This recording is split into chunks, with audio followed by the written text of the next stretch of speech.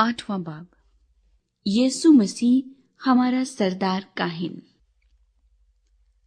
अब जो बातें हम कह रहे हैं उनमें से बड़ी बात यह है कि हमारा ऐसा सरदार काहिन है जो आसमानों पर किब्रिया के तख्त की दाहिनी तरफ जा बैठा और मक़दिस और उस हकीकी खैमे का खादिम है जिसे खुदावंद ने खड़ा किया है, न कि इंसान ने।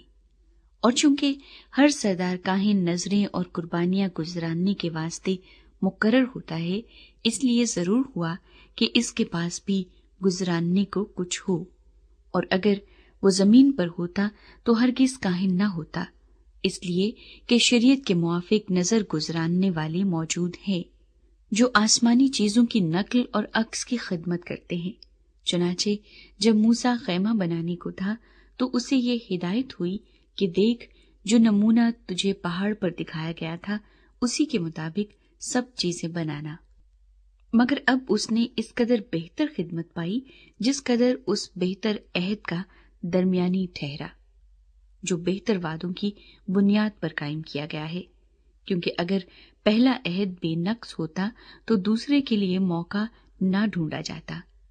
बस वो उनके नक्स बताकर कहता है कि खुदावंद फरमाता है, देख, वो दिन आते हैं कि मैं इस्राएल के घराने और यहूदा के घराने से एक नया अहद बांधूंगा। ये उस अहद की मानंद ना होगा जो मैंने उनके बाप दादा से उस दिन बांधा था जब मुल्क मिस्र से निकाल लाने के लिए उनका हाथ पकड़ा था, इस वास्ते कि वो मेरे अहद पर कायम नहीं रहे। और खुदावंद फरमाता है कि मैंने उनकी तरफ कुछ तवज्जो न की।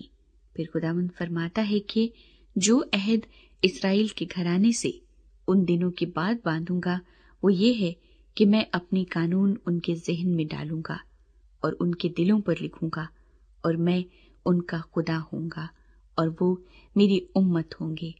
और हर शख्स अपने हमवतन और अपने भाई को ये तालीम न देगा कि तू खुदावंद को पहचान, क्योंकि छोटे से बड़े तक सब मुझे जान लेंगे, इसलिए कि मैं उनकी नाराजगियों पर रहम करूंगा और उनके गुनाहों को फिर कभी याद न करूंगा। जब उसने नया अहद कहा तो पहले को पुराना ठहराया, और जो चीज पुरानी और मुद्दत की हो जाती है वो मिटने के करीब होती है।